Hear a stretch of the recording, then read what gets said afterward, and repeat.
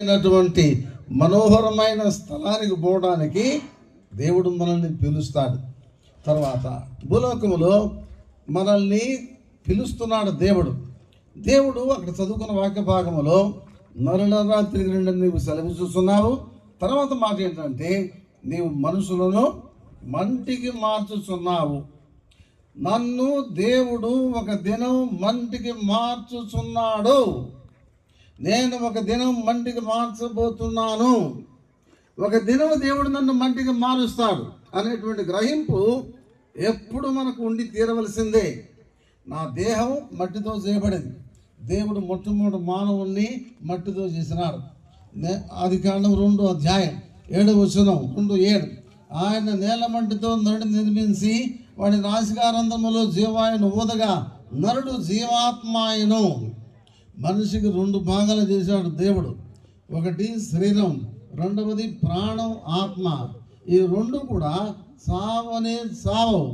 ఈ 2 కూడా ఎందుకు సావు అంటే దేవుడు చనిపోయేవాడు కాదు, దేవుడు నిత్యం ఉండేవాడు. అందుకని దేవుడు ఇచ్చినటువంటి జీవం, దేవుడు ఇచ్చినటువంటి ఊపిరి, దేవుడు ఇచ్చినటువంటి ప్రాణం, ఆత్మ ఇవి ఎల్లప్పుడూ యుగయుగాలు జీవించవలసిందే.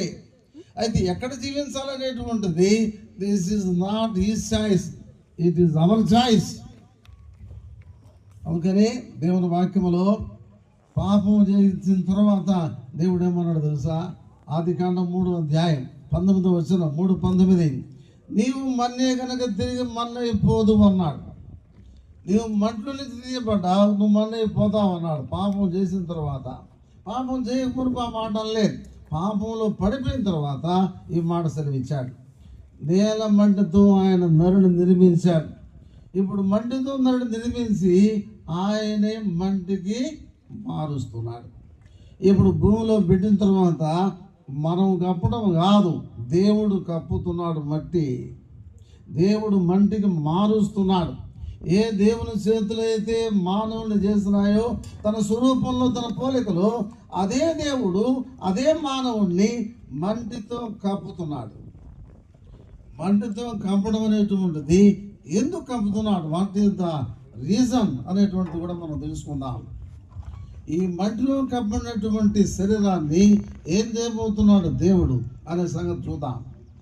యెషయా గ్రంథం 26:19. యెషయా గ్రంథం 26:19 మంటిలో పడి ఉన్న వారలారా మీరు బయటకు రండి అని భూమికి దేవుడు ఆజ్ఞాపించబోతున్నాడు.